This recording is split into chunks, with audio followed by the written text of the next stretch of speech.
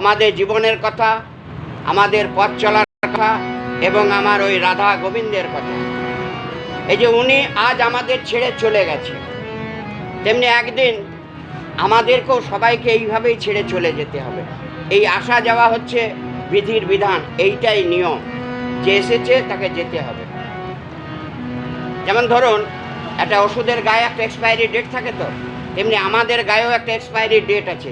সেই ডেটটা আমরা জানি না, সেটা আমরা যদি জেনে যেতাম তাহলে ভগবান বলে কোনো বস্তু থাকতো না, কেউ ভগবান বলে মানতো না। তাই জন্ম, মৃত্যু, বিয়ে, তিন বিধাতা নিয়ে এই তিনটে জিনিস ভগবান নিজের হাতে রেখে দিয়েছে। এখন সায়েন্সের যুগ, সব কিছু করা সম্ভব, কিন্তু এই জন্ম, মৃত্যু এবং বিয়ে এটা আজ পর্যন্ত কোনো সায়েন্স আবিষ্কার করতে পারেনি। তাও বড় বড় যারা অ্যাস্ট্রোলজার, যারা হস্তরেখাবিদ, হাত দেখে বলতে পারে, তারা হাত দেখে বলে দেয় এই ছেলেটার বা এই মেয়েটার একটা বিয়ের যোগ আসছে। পারফেক্ট টাইমটা ওই অ্যাস্ট্রোলজারের বাবার ক্ষমতা নাই যে বলে দেবে। তেমনি মায়েরা যখন গর্ভ ধারণ করেন, ডাক্তারখানায় গেলেন, আলট্রাসোনোগ্রাফি বা আরও নানা রকম পদ্ধতি বেরিয়েছে, ডাক্তারবাবু বললে হ্যাঁ অমুক মাসের মধ্যে ডেলিভারি হবে, তো পারফেক্ট টাইমটা ডাক্তারবাবু বলতে পারে না। তেমনি একটা মৃত পথযাত্রী মানুষকে অল ওভার ওয়ার্ল্ডের যত বড় বড় সায়েন্টিস্টরা আছে, বড় বড় ডাক্তাররা আছে, একটা কাঁচের ঘরে ঢুকিয়ে দিল। কেন না, তার আত্মাটাকে রিসার্চ করার জন্য, মৃত্যুটাকে রিসার্চ করার জন্য, যে মৃত্যুটা কী জিনিস। দেখা গেল কি ওই কাঁচের ঘরটা ফেটে গেল, কিছু দেখা গেল না, অতই সহজ। এতে ঈশ্বর তত্ত্বের জিনিস, এটা ভগবানের হাতে।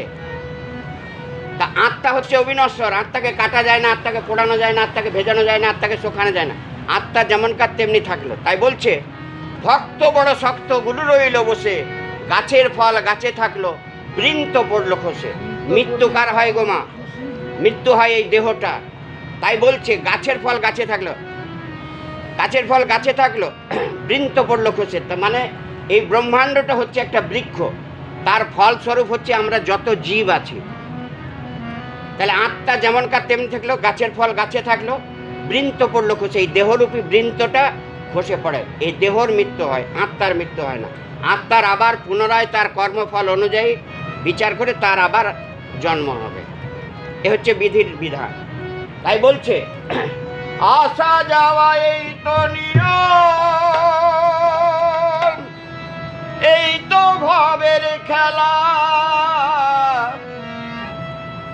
আগে পরে সবাই যাবে, আসলে পারের বেলা রে, আসলে পারের বেলা।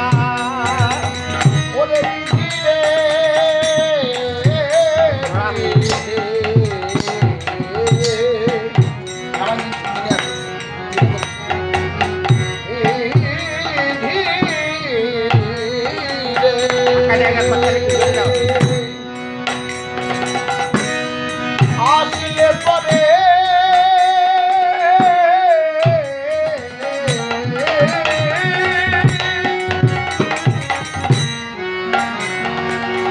আসলে পরে আসলে পরে যেতে হবে।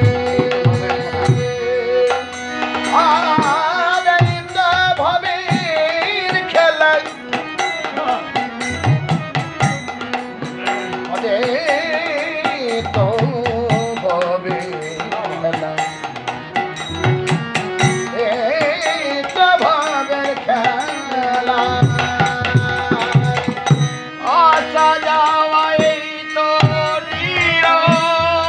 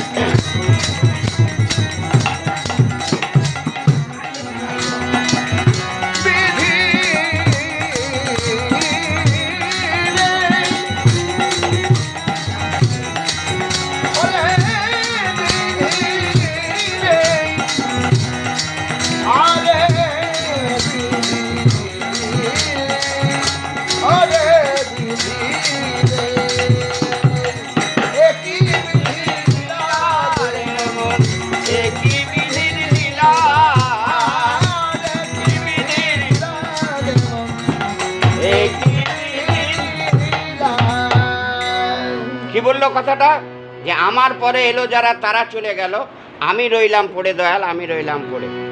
দেখবেন ওই শোনা যায় না, এই তো রাস্তায় আমার সাথে দেখা হলো, গল্প করছিল এক্ষুনি, মোচট খেলো, পড়লো, মারা গেল, এরকম শোনা যায় তো। এই তো ভদ্রলোক কালকে আমাদের বাড়ি গান করে গেল, আমার কথা বলছি, মারা গেলেন তিনি। কারণ এই নিঃশ্বাসে বিশ্বাস নেই গোমা, এই যে বেরোচ্ছে আর ঢুকছে, এ যদি বেরিয়ে আর যদি না ঢোকে তাহলে এটা হরিবোল হয়ে যাবে, এই দেহটার আর কোনো মূল্য থাকবে না। নিঃশ্বাসে বিশ্বাস নেই। তেমনি একটা দেখবেন আবার কিছু কিছু মানুষ আছে, তারা বছরের পর বছর বিছানায় পড়ে আছে, বেডসুল হয়ে গেছে, বাড়ির লোকে বিতৃষ্ণা জন্মে গেছে যে বাবা এই লোকটা কতক্ষণে মরলেই বাঁচি।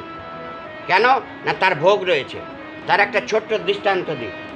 মহাভারতে 18 দিন যুদ্ধ হয়েছিল, তার মধ্যে 56 দিন ওই কুরুক্ষেত্রের মাঠে ভীষ্মদেব ওই তীরের ফালির ওপর সরসজ্জায় পড়েছিলেন 56 দিন। অথচ আপনারা টিভিতে দেখেছেন, মহাভারতে পড়েছেন বা অনেকেই জানেন, ভীষ্মদেবের ইচ্ছা মৃত্যু ছিল। তো ইচ্ছা মৃত্যু থাকা সত্ত্বেও ওই 56 দিন ওই কুরুক্ষেত্রের মাঠে ওই তীরের ফালির ওপর তিনি পড়েছিলেন। কেন না, তার ভোগ আছে। তাই একদিন শ্রীকৃষ্ণ ভগবানকে বলছে, ভগবান হে প্রভু, আমার জীবনে তো আমি কোনো পাপ করিনি, কোনো অন্যায় করিনি, তবে আজকে আমার এত জ্বালা যন্ত্রণা কেন? বললো, তাৎশ্রী আপনি জীবনে কোনো অন্যায় করেননি? বললো না। বললো কত জন্ম অবধি? বললো 100 জন্ম অবধি আমি কোনো পাপ করিনি। 101 জন্ম? বললো ওটা আমার মনে নেই, বাকি সব জন্ম আমার মনে আছে, কিন্তু 101 জন্মটা আমার মনে নেই। বলছে 101 জন্মে আপনি ছিলেন বিশাল এক রাজা, অহংকারী রাজা। সেই রাজ দরবার থেকে যখন আপনার পালকি চলে যাচ্ছিল, সেই পালকি চলেছে, পালকি চলেছে, পালকি চলেছে, যেতে যেতে যেতে যেতে রাস্তার মধ্যেখান দিয়ে একটা সাপ যাচ্ছিল হেঁটে। তো রাজাদের হাতে একটা লাঠি থাকতো, গুপ্তি লাঠি, তার ভেতরে তরোয়াল থাকতো, সেটাকে গুপ্তি লাঠি বলা হতো। সেই গুপ্তি লাঠিটাকে দিয়ে আপনি ওই সাপটাকে এইভাবে ছুঁড়ে ফেলে দিয়েছিলেন। যেই না সাপটাকে ছুঁড়ে ফেলে দিয়েছিলেন, সাপটা গিয়ে পড়েছিল একটা কাঁটা ঝোপে। তখন ওই সাপটা অভিশাপ দিয়েছিল যে হে রাজন, আজকে অকারণে বিনা দোষে যেমন এই কাঁটার যন্ত্রণা পেয়ে আমায় মৃত্যুবরণ করতে হলো, তেমনি আপনাকেও একদিন এরকম কাঁটার যন্ত্রণা পেয়ে মৃত্যুবরণ করতে হবে। তাই ওই ভীষ্মদেবের ওই সরসজ্জায় তীরের ফালির ওপর তিনি 56 দিন পড়েছিলেন। যেদিন তার ভোগ কমপ্লিট হলো, তারপরে তার মৃত্যু ইচ্ছা জাগলো, তারপরে মৃত্যু হলো। তো যার যতদিন ভোগ আছে মা, ততদিন ভোগ করে নিতে হবে। ভোগ না করা পর্যন্ত কমপ্লিট তার মৃত্যু হতে পারে না।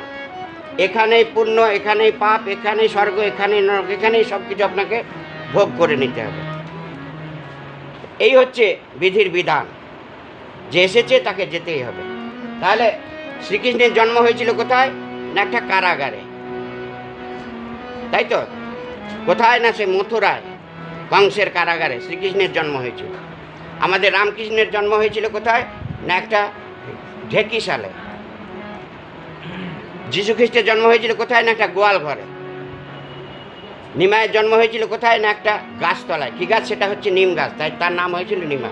তো এরা তো ভগবান, এরা তো চাইলে তখনকার দিনে বড় বড় হাকিম, কবিরাজ, বৈদ্য ছিল, যেমন এখনকার দিনে বড় বড় নার্সিংহোম হয়েছে, তখনকার দিনেও নিশ্চয়ই বড় বড় হাকিম, বৈদ্য, কবিরাজ ছিল।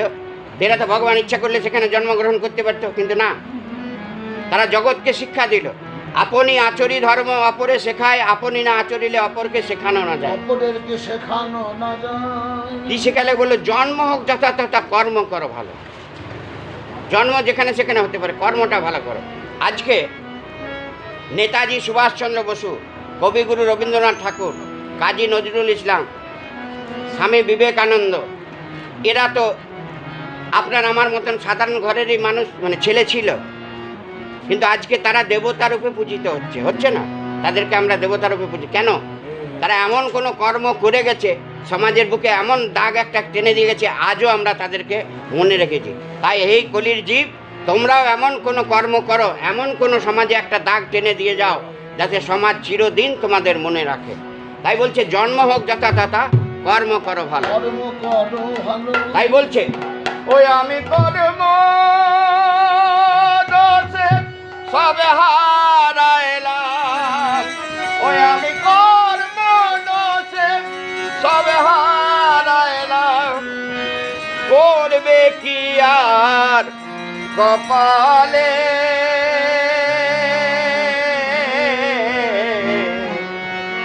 জনম আমার গেল বিফলে।